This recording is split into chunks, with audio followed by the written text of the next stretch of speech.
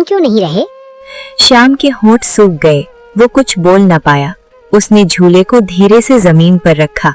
मैं तो बस बच्चे के लिए ये झूला लाया था, सोचा काम आ जाएगा। मेरा बेटा इस साधारण लकड़ी के झूले में झूलेगा क्या? उसके लिए तो खास मखमल का झूला तैयार हो रहा है, समझे आप? हमें किसी चीज की कोई कमी नहीं है। ये सब अपने पास ही रखो, यहाँ इसकी जरूरत नहीं पड़ेगी। श्याम ने सिर झुका लिया। उसकी आंखों में आंसू आ गए। ठीक है मालिक। उसने भैया नहीं कहा, बस मालिक कहा।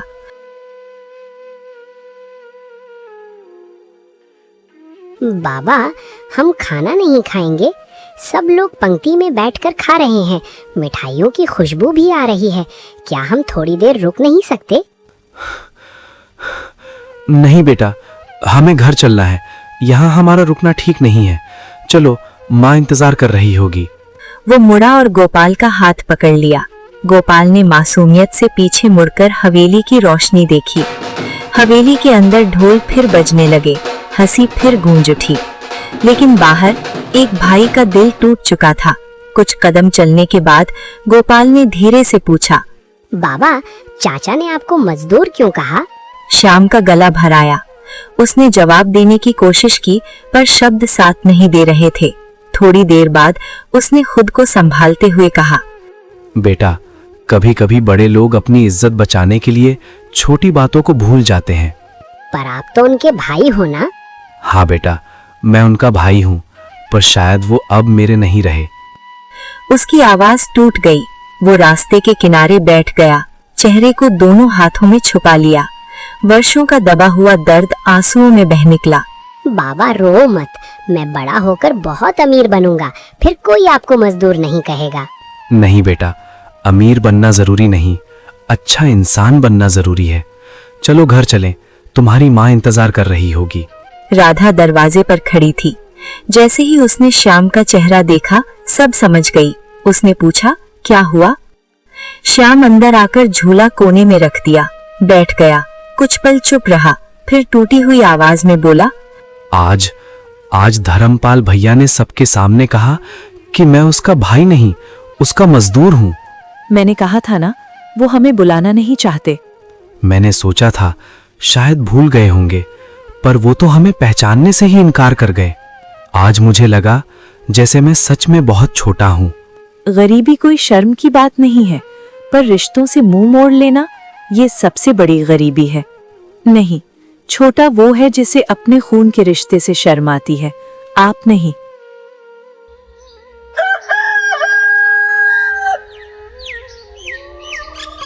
अगली सुबह धर्मपाल की हवेली में अब भी पिछली रात के बर्तन पड़े हुए थे। बड़े बड़े भगोनों में खाना बचा हुआ था। नौकर सफाई में लगे थे। तभी दरवाजे पर एक बूढ़ी औरत आई, झुकी हुई कमर, चेहरे पर भूख की लकीरें। वो कांपती आवाज में बोली, बेटा, थोड़ा खाना मिल जाता तो ईश्वर तुम्हारा भला करता। 2 दिन से कुछ नहीं खाया। नौकर अंदर गए और धर्मपाल को खबर दी। धर्मपाल बाहर आया, माथे पर शिकन। क्या है? क्यों शोर मचा रखा है दरवाजे पर? यहाँ कोई सराय खुली हुई है क्या कि हर कोई आकर आवाज लगाए? साफ साफ बताओ, क्या चाहिए? बेटा, बस थोड़ा सा बचा कुचा खाना दे दो। सुबह से कुछ नहीं खाया, बहुत भूखी हूँ। जो भी बचा हो वही दे दो, दुआ दूंगी तुम्हें। इतने में कमला भी बाहर आई। उसने धीमे स्वर में कहा, सुनिए, घर में तो बहुत सारा खाना बचा हुआ है। इतने मेहमानों के जाने के बाद भी काफी कुछ बाकी है। फेंक देने से तो अच्छा है किसी जरूरतमंद को दे दीजिए। किसी के काम आ जाएगा तो दुआ ही मिलेगी और बरकत भी बनी रहेगी। तुम बीच में मत बोलो। हर बात में टोकना जरूरी है क्या? ये कोई भंडारा लगा है क्या यहाँ? जो भी आता है हाथ फैलाकर खड़ा हो जाता है। बेटा, मैं भीख नहीं मांग रही, बस भूख लगी है। इंसानियत के नाते थोड़ा सा अन्न मांग रही हूँ, ताकि पेट की आग शांत हो जाए। चलो यहाँ से, अभी के अभी हट जाओ मेरी नजरों से, वरना नौकरों से कहकर भगा दूंगा। फिर मत कहना कि चेतावनी नहीं दी। बूढ़ी औरत की आंखों में आंसू आ गए। वो जाते जाते बोली, बेटा, घमंड मत कर। वक्त बदलते देर नहीं लगती। आज जो तेरे पास है वो कल किसी और के पास भी हो सकता है। इंसान की असली पहचान उसके धन से नहीं, उसके व्यवहार से होती है।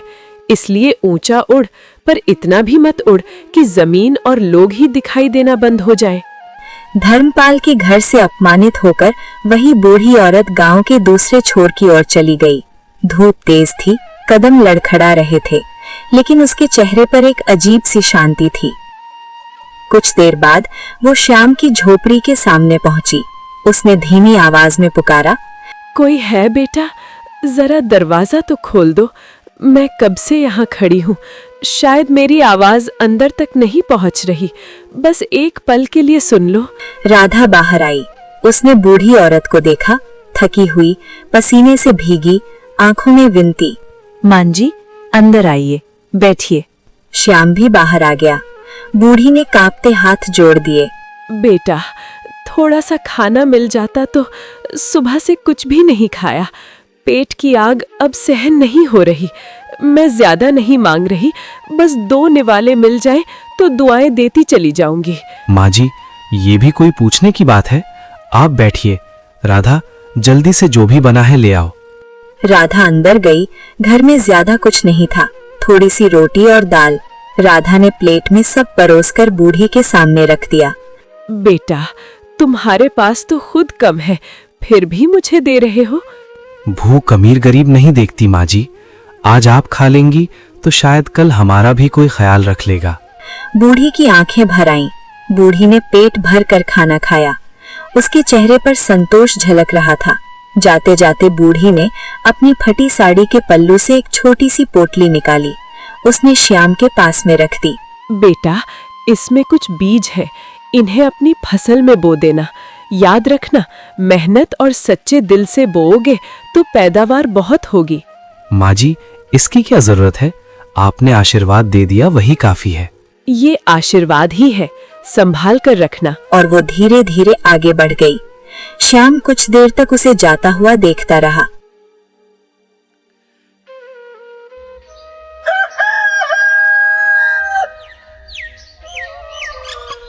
अगले दिन श्याम ने अपनी छोटी सी जमीन पर फिर से काम शुरू किया।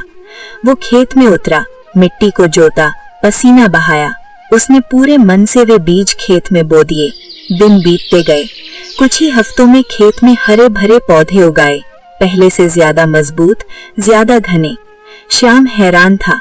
समय आया कटाई का, और जब फसल कटी तो जैसे चमत्कार हो गया। इतनी पैदावार पहले कभी नहीं हुई थी। अनाज के ढेर लग गए, बोरों पर बोरे भर गए। श्याम की आंखें नम थीं। धीरे धीरे श्याम ने अनाज बेचना शुरू किया। पैसे आने लगे। उसने और जमीन किराए पर ली और मेहनत की। कुछ ही महीनों में उसकी हालत सुधरने लगी। झोपड़ी की जगह पक्की दीवारें खड़ी होने लगी। घर में पहली बार नए बर्तन आए। गोपाल के लिए नए कपड़े खरीदे गए। देखा, ईश्वर देर से देता है पर देता जरूर है। जब इंसान सच्चे मन से मेहनत करता है और हालात चाहे कितने भी कठिन क्यों ना हो, उम्मीद का दामन नहीं छोड़ता, तो ऊपर वाला उसकी सुन ही लेता है। आज जो सूना आंगन था, वही एक दिन खुशियों से भर जाता है। बस भरोसा और धैर्य बनाए रखना पड़ता है, क्योंकि उसकी दी हुई नेमत हमेशा सही समय पर आती है। राधा, देखो तो इस बार फसल कितनी अच्छी लग रही है। ये मेहनत और दया का फल है। इसी बीच धर्मपाल का घमंड और बढ़ता जा रहा था। उसने मजदूरों पर सख्ती बढ़ा दी। मजदूर थक जाते, पसीने से तरबतर हो जाते, पर मजदूरी समय पर नहीं मिलती। धीरे धीरे हवेली में अशांति फैलने लगी। कमला परेशान रहने लगी। घर में झगड़े बढ़ने लगे। बच्चा बीमार रहने लगा। व्यापार में अचानक घाटा होने लगा। एक बड़ी खेप खराब हो गई। गोदाम में अनाज सड़ गया। धर्मपाल रात रात भर जागने लगा। धर्मपाल का व्यवहार दिन ब दिन कठोर होता जा रहा था। मजदूर सुबह से शाम तक काम करते, लेकिन मजदूरी समय पर नहीं मिलती। ऊपर से डांट फटकार अलग। एक दिन गोदाम में सब मजदूर इकट्ठा खड़े थे। उनके चेहरों पर थकान भी थी और रोष भी। एक बुजुर्ग मजदूर आगे बढ़ा और बोला, मालिक, आज हमें आपसे एक जरूरी बात करनी है।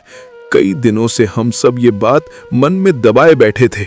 सोचते रहे कि शायद हालात अपने आप ठीक हो